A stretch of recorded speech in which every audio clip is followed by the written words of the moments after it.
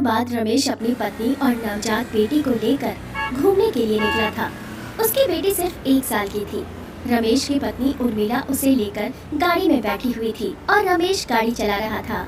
बहुत दिनों बाद लॉन्ग ड्राइव पे जा रहे हैं, बहुत मजा आ रहा है। हाँ जी, सही कहा आपने। रमेश का ध्यान उसकी बेटी पर था, लेकिन तभी उसने देखा कि उसकी गाड़ी के ठीक सामने रास्ते पर कुछ पड़ा हुआ है। अरे ये क्या?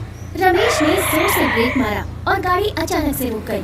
तभी किसी बच्ची के रोने की आवाज आई। ये बच्चे की रोने की आवाज कहाँ से आ रही है? उतर कर देखिए जरा। रमेश गाड़ी से उतरा और देखा कि बिल्कुल उसकी गाड़ी के सामने एक नवजात बच्ची पड़ी हुई है और वो जोर जोर से रो रही है। इस बच्ची को यहाँ रास्ते के बीच में कौन ऐसे छोड़कर गया? अब इसके ऊपर से गाड़ी चला देता हूँ मैं।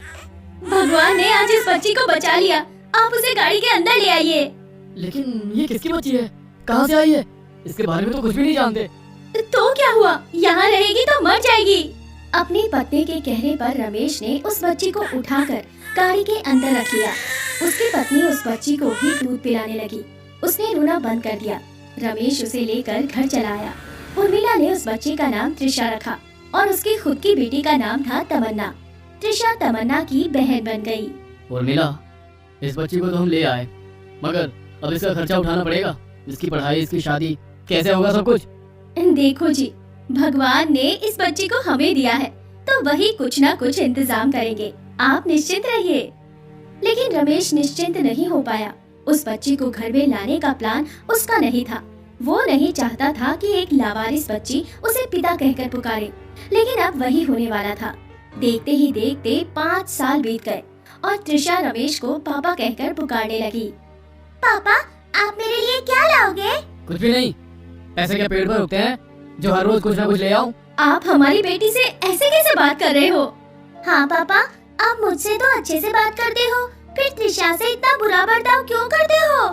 पापा मुझसे प्यार नहीं करते। पापा मुझसे प्यार नहीं करते। त्रिशा रोने लगी। उर्मिला ने उसको शांत किया। त्रिशा को देखते ही रमेश चिढ़ जाता था, लेकिन उर्मिला की वजह से कुछ नहीं कह पाता था।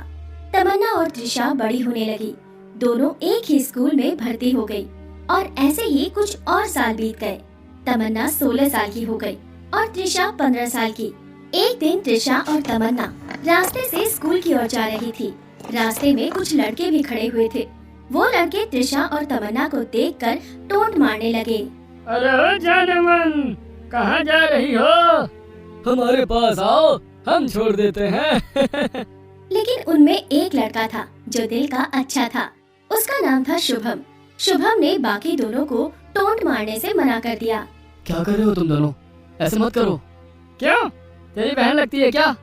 अरे जानमन, इधर तो आओ। इस बात से गुस्सा होकर त्रिशा ने उन दोनों लड़कों को थप्पड़ मार दिया। शर्म नहीं आती ऐसे किसी लड़की से बात करते हुए?